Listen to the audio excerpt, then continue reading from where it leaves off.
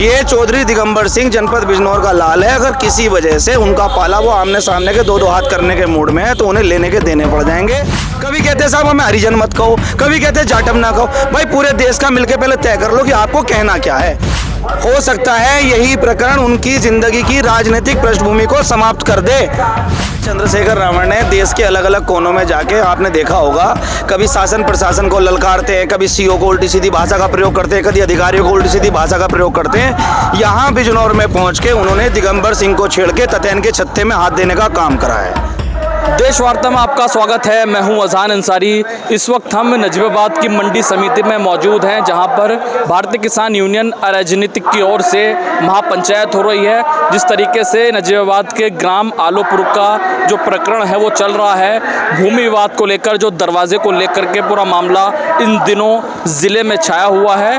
दो पक्ष आपस में टकरा रहे हैं, एक तरफ भीम आर्मी है तो दूसरी तरफ भारतीय किसान यूनियन अराजनीतिक। इस पूरे मसले को लेकर आज दिगंबर सिंह महापंचायत कर रहे हैं, जिसमें बड़ी संख्या में लोग जुड़ गए हैं। मैं बातचीत करूंगा कुछ लोगों से जो भारतीय किसान अराजनीतिक के कार्यकर्ता हैं, बातचीत कर लेते हैं। जी भाई साहब, क्या नाम है आपका? सचिन हलावत नाम है भाई मेरा। सचिन भाई, महापंचायत हो रही है, क्या है इसका मुख्य रीज़न क्या है और इस आगे ये पंचायत कहाँ तक पहुँचेगी? मुख्य कारण तो इसका ये है साहब, हमारे जनपद बिजनौर में बहुत पुराने समय से सारी जाति, धर्म, बिरादरी सब लोग एक साथ रहते चले आ रहे हैं समरसता से। लेकिन एक नगीना के सांसद हैं चंद्रशेखर रावण जी, जिन्हें हमारे देश की जनता ने हमारे ज़िले में भेजा, जो हमारे जनपद के रहने वाले भी नहीं हैं। उन्होंने, लोगों ने बड़े प्यार से, सम्मान से सांसद बना के देश की लोकसभा में भेजा। लेकिन आज मैं देखता हूं कि 2 साल हो गए उन्हें सांसद बने हुए। हर जातिगत बात, जहां जातिगत समीकरण है, जहां उनकी वोट बैंक की राजनीति है, जहां जाति के पे बोलने पे उनको लाभ होता है, वहां पे वो राजनीतिक मुद्दा क्रिएट कर देते हैं। ऐसा ही एक प्रकरण आलोपुर का है, जो हमारे ही बीच का भाई था, उसकी एक दुखद मृत्यु हो गई। उसकी मृत्यु होने के कई सप्ताह, कई महीने के बाद में एक नया मंच देने की बात करी गई और इसे जातिगत तरीके से लड़ाने का मुद्दा सामने आया। तो हमारा ये कहना है, जो जितने लोग आज इस माध्यम के इकट्ठे हुए हैं, कि शासन प्रशासन इस बात की तहकीकात कर ले कि कोई निर्दोष जिनको आपने जेल में भेजा है उन पर मुकदमे वापस किए जाए, उनको छोड़ा जाए और इस चीज़ की निष्पक्षता से जांच हो। मेन मुद्दा ये है। अच्छा, पूरे इस मामले को लेकर के चौधरी दिगंबर सिंह पर यह आरोप लग रहा है कि वो दलित विरोधी हैं। एक वर्ग है जो उनके ऊपर दलित विरोधी होने का आरोप लगा रहा है। हाँ, मैंने बताया तो ये आरोप पिछले 2 साल के अंदर ही गढ़ा गया उन पे। 2 साल से पहले तो कोई ऐसा आरोप था नहीं। जो आदमी राजनीतिक ना होके राजनीतिक संगठन चला रहा है, हर धर्म, जाति, पाल, धीमर, कश्यप, प्रजापत, जाट, त्यागी, ब्राह्मण, हर बिरादरी की राजनीति कर रहा है, हर बिरादरी के संगठन को जोड़ के चल रहा है, हर बिरादरी के लिए लड़ रहा है, उस पे 2 साल के अंदर चंद्रशेखर रावण के द्वारा तथाकथित नेताओं ने, जो भीम आर्मी के नेता हैं और जो आजाद समाज पार्टी के नेता हैं, उन्होंने उन पे एक तमगा लगाने का प्रयास किया। आप किसी ना किसी के न्याय के लिए लड़ाई लड़ेंगे तो अन्याय के खिलाफ तो आपको खाना ही होना पड़ेगा। तो या तो वो अन्याय के पाले में खड़े हुए हैं दूसरी पार्टी के लोग। चौधरी दिगंबर सिंह ने तो निष्पक्षता की बात करी है और मेरा ये मानना है कि इसमें निष्पक्षता के साथ जांच होनी चाहिए। अच्छा, आप कह रहे हैं कि उनको एक तरीके से टारगेट किया जा रहा है। क्यों टारगेट किया जा रहा है? मुख्य कारण क्या है? क्यों चौधरी दिगंबर सिंह को ही टारगेट किया? ऐसा है, चंद्रशेखर रावण ने देश के अलग अलग कोनों में जाके, आपने देखा होगा, कभी शासन प्रशासन को ललकारते हैं, कभी सीओ को उल्टी सीधी भाषा का प्रयोग करते हैं, कभी अधिकारियों को उल्टी सीधी भाषा का प्रयोग करते हैं। यहाँ बिजनौर में पहुँच के उन्होंने दिगंबर सिंह को छेड़ के ततैन के छत्ते में हाथ देने का काम करा है। ये चौधरी दिगंबर सिंह जनपद बिजनौर का लाल है। अगर किसी वजह से उनका पाला वो आमने सामने के दो दो हाथ करने के मूड में है तो उन्हें लेने के देने पड़ जाएंगे। और पुराना इतिहास पता कर लेना, चाहे यहाँ से रामविलास पासवान चुनाव लड़के चले गए हों, चाहे मायावती चुनाव लड़के चली गई हो, चाहे आपके क्या नाम है मीरा कुमार चुनाव लड़के चली गई हो, जिसने भी इस राज्य की, इस जिले की जनता के साथ में बदतमीजी की, उसको दोबारा किसी ने मौका नहीं दिया। हो सकता है यही प्रकरण उनकी जिंदगी की राजनीतिक पृष्ठभूमि को समाप्त कर दे और अभी भी उनके पास समय है। 2-3 दिन से सोशल मीडिया पे उनके अध्यक्ष, उनके नेता उल्टी सीधी भाषा का प्रयोग कर रहे हैं। हमारे लोग सब्र संतोष से रहने वाले लोग हैं। आप हमारी सामाजिक रूपरेखा देखिए, हमारी बिरादरी के गांव देखिए, उन्होंने अपने साथ में हर जाति, हर बिरादरी को बसाने का काम करा है। आपको हमारी बिरादरी का बहुत कम गाँव मिलेंगे जिसमें अन्य लोग, कभी वाल्मीकि समाज हमारे साथ रहता हुआ चलाया, पंडित समाज हमारे साथ, जाटव समाज हमारे साथ रहता चला हुआ आया है। तो ये जो लोग हैं इन्होंने तो अपने साथ लोगों को बसाने का काम करा, तोड़ने का काम नहीं करा। लेकिन अगर आप सोचोगे कि एक जगह कई उदाहरण ऐसे हैं जहाँ पे इनको लगता है यहाँ पे बोलने से राजनीतिक नुकसान होगा, वहाँ ये चुप पड़ जाते। तो मेरा यही सलाह है साहब, इनके जो नेता हैं सोशल मीडिया पे बदतमीजी बंद करे।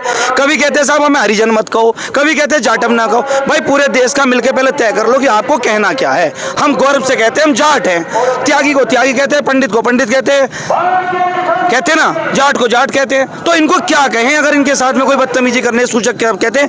आप भी जानते हो कि 80% SC/ST एक्ट के मुकदमे इस देश में गलत लिखे जाते हैं। तो मेरा तो यही कहना है कि चंद्रशेखर रावण यहाँ के बिजनौर की जनता के दिल में जो उसने जगह बनाई थी उसे धीरे धीरे खत्म करने का काम कर रहा है। यहाँ पे जातिगत राजनीति ना करते हुए तमीज की राजनीति करे, वरना ये वाले मामला उसे बहुत भारी पड़ेगा।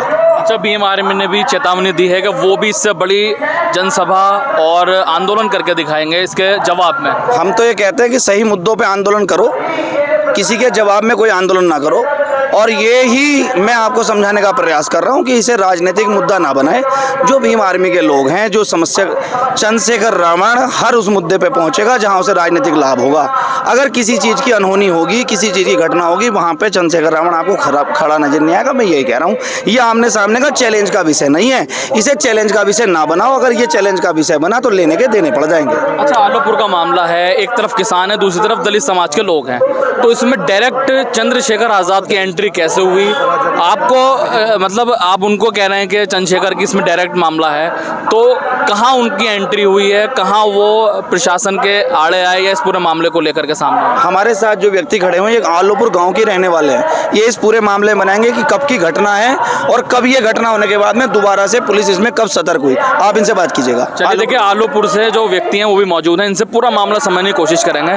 जी भाई साहब, क्या पूरा मामला है और चंद्रशेखर की भीम आर्मी की एंट्री इसमें कैसे हुई? अब आमने सामने दोनों संगठन दिखाई दे रहे हैं। देखिए पत्रकार बंधु, आपके माध्यम से हम बताना चाहते हैं, मार्च की घटना है ये, और उनका एक रास्ते को लेकर विवाद चल रहा था। उनकी बैग थी उस साइड, उनका अपना पर्सनल रास्ता है वो उनकी, और जो इस नंबर में रह रहे हैं वो भी उन्हीं के नाम नंबर है। जैसे इन्होंने भाई ने अभी बताया, हमने बसाने का ही काम किया, उसी नंबर में बसे, वो नंबर उन्हीं के नाम है, 202 नंबर उन्हीं के नाम है वो। तो उसको विवाद चल रहा था, उन्होंने समझाया कि भाई पहले आप ऐसा रास्ता नहीं फोड़ोगे, तो वो मान नहीं रहे थे। तो उन्होंने कहा आप पटवारी बुला लो, ठीक है ना। तो पटवारी बुलाने की बात हुई, फिर धीरे धीरे वो रास्ता रुकवा दिया गया। भाई कौन आप अपनी जगह में खुलवा लोगे मुझसे रास्ता? तो फिर उसके बाद प्रशासन के पास वो गए, धीरे धीरे बात बढ़ती रही, लेकिन उन्होंने जो है उनका लड़का नहीं मान रहा था। एक लड़का उनका खिवेंद्र नाम का, अमर सिंह का, वो लड़का नहीं मान रहा था। वो एक दिन एक वीडियो में कह रहा है कि अब तो यहाँ बहुत का चंद्रशेखर आएगा, जब रास्ता खोलने को रोक दिया। ये शब्द थे उसके, अगर मैं झूठ बोल रहा हूँ तो वो वीडियो आप देख लेना, सबके पास पड़ी होगी।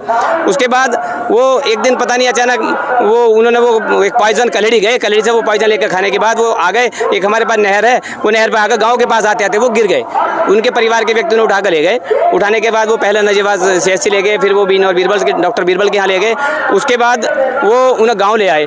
फिर भी वो उन्हें ज़्यादा उत्पीड़ना होने लगी, वो बेचैनी तो होती है दवाई खाने के बाद, लेकिन फिर उन्होंने ले जाने की तैयारी कर दी मेरठ के लिए, लेकिन रास्ते में उन्होंने तब तक दम तोड़ दिया था। उस चीज़ का सभी गाँव वालों को बहुत दुख रहा। उसके बाद वो उस घटना के बाद जब सारा प्रक्रिया हो गया, वो धीरे धीरे सुबह के 4 बज गए, 3:30-4 बजे का टाइम। मेरे पास फ़ोन गया एक भाई का 4 बजे, ठीक 4 बजे। अरे भैया कहाँ हो डॉक्टर साहब? मैं तो भैया घर हूँ यार, ऐसे घटना घट गई। मैं और मेरा भाई ताऊ जी का लड़का, हम दोनों वहाँ पहुँचे स्कूटी उठाने के बाद, क्योंकि वे दूसरे मोहल्ले में रहते हैं, हम थोड़ा दूरी पर रहते हैं। वहाँ पहुँचे, वहाँ पहुँचने के बाद घटना देखी तो हमारे पुलिस प्रशासन किरतपुर थाने का, हमारा किरतपुर थाना लगता है, वो सब लोग बैठे हैं। इनके समाज के भी लोग हैं और हमारे भी लोग। धीरे धीरे जो जागते रहे, बड़े धीरे जानकारी होती, सब लोग पहुँचते रहे। ऐसे बुजुर्ग भी आ गए, सभी साथी लोग पहुँच गए। तो वहाँ पंचनामे की तैयारी चल रही है। एक SC समाज के रतिराम मास्टर साहब उस पंचनामे को लिख रहे थे और दरोगा शर्मा जी हैं वो बोल रहे थे, और वो वहाँ लिखा जा रहा था। हाँ, उसके बाद वो पंचनामा तैयार हो गया, सब लोगों के साइन हो गए। साइन होने के बाद दोनों पक्ष के साइन हो गए। उन्होंने वीडियो, आपने जैसे वीडियो लगा, उन्होंने लगा के सही साहब बोले कि आप इसमें कोई कार्रवाई कराना चाह रहे हो कि नहीं? ना, हम चाह रहे हैं कि आप पोस्टमार्टम कराओ। वे बोले कि नहीं, हम नहीं कराना चाह रहे। लड़का बोला उनका। फिर भाई से पूछा कि आप इसका पोस्टमार्टम कराना चाह रहे हैं कि जी हम नहीं कराना चाह रहे, कि हमारा दायित्व बनता हम कराएंगे। उन्होंने मना कर दिया।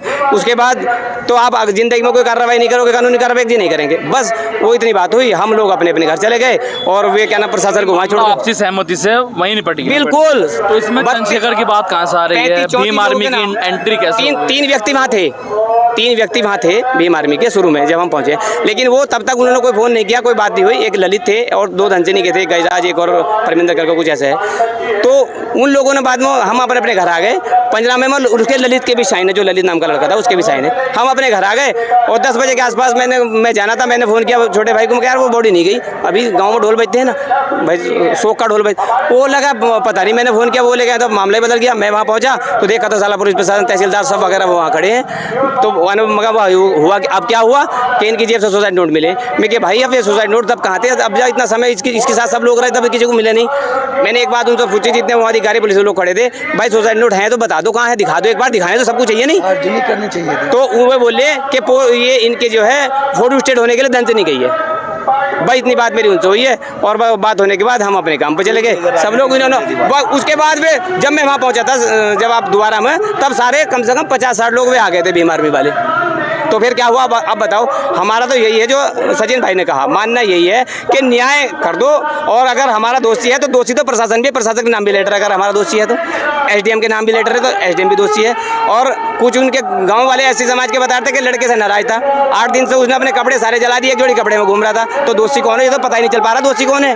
वो तो निर्दोष को उठा लिया उन्होंने। मिला करके जो सुसाइड नोट मिला उसमें कुछ किसान भाइयों के नाम भी थे और उसमें प्रशासन के लोगों के नाम भी थे। 9 लोगों के नाम। किसानों के खिलाफ तो कार्रवाई हुई, लेकिन अधिकारियों के खिलाफ नहीं हुई। इसमें एक चीज नहीं हो रही है, इसमें एक चीज और गलत है पत्रकार भाई। आप देखिए, अगर इस पे कार्रवाई इस तरीके से हुई सुसाइड नोट मिलने से, तो मैं आपको बता दूं, गांव समाज में रहते हो, आप भी समस्या देखते हो, किसी की भी मृत्यु हुआ करेगी, उसमें कोई भी नोट रख के, किसी का भी नाम रख के रख दिया करेगा। अगर आपका मेरा झगड़ा है, 2 भाइयों का झगड़ा है और मेरी किसी कारणवश मौत होती है, तो कितना समय लगा मेरे परिवार का, मेरे जेब में सुसाइड नोट किसी का भी लिख दो, जिसमें गाँव में दुश्मनी हो, रंजिश हो, उसे फिर जेल भेज दिया करो, फिर ये एक चलन शुरू हो जाएगा। ये तरीका सही नहीं है, ये विवाद का तरीका सही नहीं है। हर समय आप केवल और केवल इस मुद्दे को इससे देखोगे कि राजनीति करनी है मुझे वोटों की, ठीक है ना। बसपा के वोट खींचने को बहुत लालायित है चंद्रशेखर रावण। उसे लग रहा है कि अब 27 का चुनाव करीब आ रहा है, 2-4 मुद्दों को प्रकरण करके कहीं ना कहीं गठबंधन का, कहीं ना कहीं राजनीति का सिर्फ ये कारण है और कोई दूसरा कारण नहीं है। तो हम सब लोग जो है आज इकट्ठा हुए, वो शासन प्रशासन को सचेत करने के लिए हुए कि अगर आप ये सोचते हो कि किसी के इशारे पर, किसी के कहने पर, किसी के दबाव में आप गलत कार्रवाई कर जाओगे, तो पूरे सभी लोग, सभी समाज के लोग यहाँ पे खड़े हुए, वो जैसे यहाँ से आदेश होगा, चाहे वो जिला कलेक्ट्रेट में जाने का हो, चाहे वो एसपी कप्तान साहब के यहाँ पे धरना देने का हो, जो भी आदेश होगा उसको करने के लिए पूर्ण रूप से तैयार हो। अच्छा, इस पूरी महापंचायत का जो मुख्य मांग है वो उन अधिकारियों पे कार्रवाई की मांग है या इस मामले को किसी तरह बैठ के निपटाया जाए? नहीं, अधिकारियों पे मांग नहीं, अधिकारियों पे ये बात कही गई है कि अगर गुनहगार वो किसान हैं तो जिसमें एसडीएम साहब का भी नाम लिखा हुआ है, उसमें क्या नाम है, कोतवाल साहब का भी नाम लिखा हुआ है, तो कार्रवाई उन पे बराबर रूप से हो। अगर कार्रवाई आपको करनी है, हमारी मांग तो ये है कि जब मामला ठंडा हो गया, मार्च के महीने से भाई साहब बता रहे हैं जून का महीना, जुलाई का महीना आ गया, तो 3 से 4 महीने के बाद किसके दबाव में पुलिस प्रशासन ये सब काम करने के लिए तैयार है। तो हमारा तो ये कहना है कि अगर कार्रवाई करनी है तो एसडीएम साहब पे भी और उन्हीं धाराओं में इंस्पेक्टर साहब पे भी कार्रवाई हो, अन्यथा इसकी निष्पक्षता की जांच और किसी बेकसूर को जेल ना भेजा जाए। चलिए, बहुत शुक्रिया। तो देखिए, बड़ी संख्या में उस तरफ की तस्वीरें हम आपको दिखाएंगे। बड़ी संख्या में महापंचायत में लोग पहुंच गए हैं। अब ये मामला भीम आर्मी वर्सेस भारतीय किसान यूनियन अराजनीतिक होता दिखाई दे रहा है। सीधी मांग है, अगर कार्यवाही होनी है तो दोनों पक्षों पर हो, यानी किसानों पर भी हो और उन अधिकारियों पर भी हो जिनका उस सुसाइड नोट पर नाम है। फिलहाल हम यहाँ मौजूद हैं, चौधरी दिगंबर सिंह से भी हम बातचीत करेंगे। फिलहाल देशवार्ता में अजहान अंसारी को दीजिए इजाज़त। जय हिंद, जय भारत।